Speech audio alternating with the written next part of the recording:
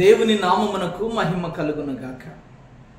నా ప్రియ సహోదరి సహోదరులారా, మీ అందరికీ సమయమున మన రక్షకుడైన యేసుక్రీస్తు వారి శ్రేష్టమైనటువంటి నామములో వందనములు తెలియచేస్తూ ఉన్నాను.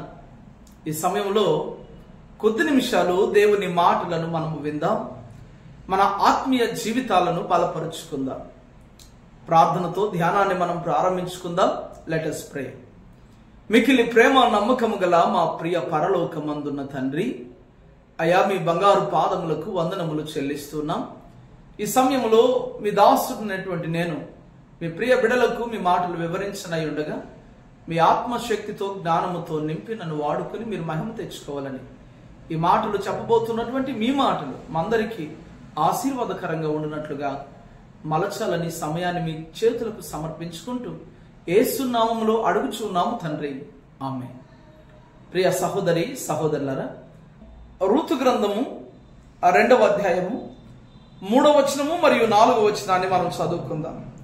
కాబట్టి ఆమె వెళ్ళి పొలములోనికి వచ్చి చేను కోయువారి వెనుక పొలములో ఏరుకొనెను.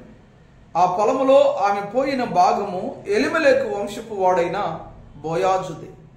బోయాజు బెత్లెహేము నుండి వచ్చి, యెహోవా మీకు తోడై ఉండునుగాకని చేను కోయి వారితో చెప్పగా, వారు యెహోవా నిన్ను ఆశీర్వదించునుగాక అని. ఇప్పుడు మనం చదువుకున్నటువంటి వాక్య భాగము నుండి ఒక ఆత్మీయ పాఠాన్ని అందు నుంచి మనం నేర్చుకోవడానికి ప్రయత్నం చేద్దాం. మోయాబు స్త్రీ అయినటువంటి రూతు అత్తగారితో కూడా మోయాబు దేశము నుండి బెత్లెహేము ప్రాంతానికి వచ్చింది. బెత్లెహేము ప్రాంతంలో వారు తినడానికి జీవించడానికి ఆహారము కావాలి కనుక రూతు తన అత్తగారిని పర్మిషన్ అడిగింది.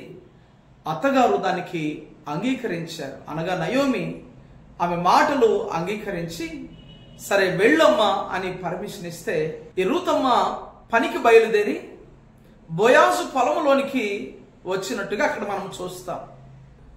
బోయాజు పొలంలోనికి వచ్చినటువంటి ఈ రూతు ఆ పని చేస్తూ ఉన్నటువంటి ఆ వారి వెనుక ఈమె పరిగె ఏరుకుంటూ ఉంది. ఆ సమయంలో పంట పొలానికి అధికారి అయినటువంటి ఆ బోయాజు వచ్చాడు. పని చేస్తూ ఉన్నటువంటి వారిని చూసి ఆయన మాట్లాడుతున్నటువంటి మాట ఏమన్నాడంటే, యెహోవా మీకు తోడై ఉండునుగాక అన్నాడు. ఆ పని చేస్తున్నటువంటి పనివారు, దేవుడు మిమ్మల్ని దీవించునుగాక, యెహోవా మిమ్మల్ని దీవించునుగాక అన్నాడు. ఆహా, ఎంత చక్కటి ఆత్మీయ బంధము వారి మధ్య ఉందో మనం చూడగలం. ఒక యజమానుడు, ఆ పంట పొలానికి యజమానుడు ఎంత మంచి సాక్ష్యము కలిగి ఉన్నాడో కదా. ఆ బోయాజు ఎంత మంచివాడో. ఆ బోయాజు మన ప్రభు అయిన యేసుక్రీస్తు వారికి సాదృశ్యంగా ఉన్నాడు. ఆయన పొలములోనికి ఈ రూతమ్మ గారు వెళ్ళడం మనం అక్కడ చూస్తాం. నా ప్రియ దేవుని బిడ్డలారా, ఈరోజు మనము ఆశీర్వదించబడ్డాము అంటే దేవుని దయే కదా.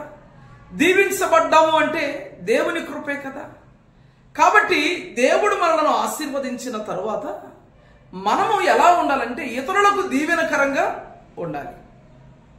అక్కడ చూడండి, ఆ పని చేస్తున్నటువంటి వారిని ఆయన అంటున్నాడు, దేవుడు మీకు తోడయుండునుగాక. నన్ను దేవుడు ఆశీర్వదించాడు, మిమ్మల్ని కూడా దేవుడు దీవిస్తాడు, దేవుడు మీతో ఉంటాడు, మీ పని చేస్తున్నటువంటి సమయాలలో దేవుడు మీకు సహాయం చేస్తాడు, దేవుడు మిమ్మల్ని నడిపిస్తాడు, బలపరుస్తాడు అన్న వెంటనే వారు రెస్పాండ్ అవుతూ ఉన్నారు. వారేమంటూ ఉన్నారంటే, అయ్యా దేవుడు మిమ్మల్ని బహుగా ఇంకా దీవించునుగాక అంటూ ఉన్నారు.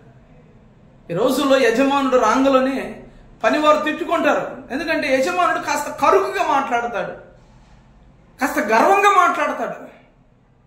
ఏమైంది, ఇంకా పని కాలేదే, సమయం ఎంత అవుతూ ఉంది, మీరేం పని తక్కువగా చేస్తూ ఉన్నారు. ఈ రోజుల్లో ఉన్నటువంటి యజమానులు మాట్లాడతారు. కానీ ఆ రోజుల్లో ఉన్నటువంటి బోయాజు అలా మాట్లాడలేదండి. ఏమని మాట్లాడుతూ ఉన్నాడంటే, దేవుడు మీకు తోడయ్యుండునుగాక. ఆ మాట ఆ విన్నటువంటి వారు ఇంకా పని చేయాలని ఆశ వారికి ఉంటుంది. అవునా కదా? ఆ పని చేయాలన్నటువంటి ఆశ మాత్రమే కాదు, కానీ వారు రిటర్న్ అంటున్నటువంటి మాట, దేవుడు మిమ్మల్ని ఆశీర్వదించునుగాక. ప్రియ దేవుని బిడ్డలారా, ఈరోజు యజమానులకు పని వారికి ఉండవలసినటువంటి ఒక చక్కటి బంధం ఇది, చక్కటి రిలేషన్. దీనిని మనం మెయింటైన్ చేయగలిగితే మన పనులలో బహుగా దీవించబడతాము, ఆశీర్వదించబడతామని తెలియచేస్తూ ఈ మాటలు ముగిస్తూ ఉన్నాను. ప్రార్థన చేద్దాం. మికిలి ప్రేమ నమ్మకము గల మా తండ్రి, నాన్న మీకు వందనాలు. ఈ మాటలు విన్నవారు ఆశీర్వదించబడినట్లుగా సహాయపడండి. ఈ మాటలు ఆయన ఎందరైతే వింటూ ఉన్నారో వారిని మీరు బలపరచండి, దీవించండి.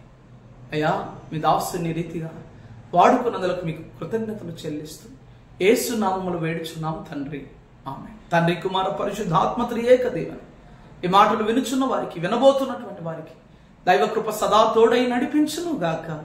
ఆమేన్. అందరికీ వందనాలు.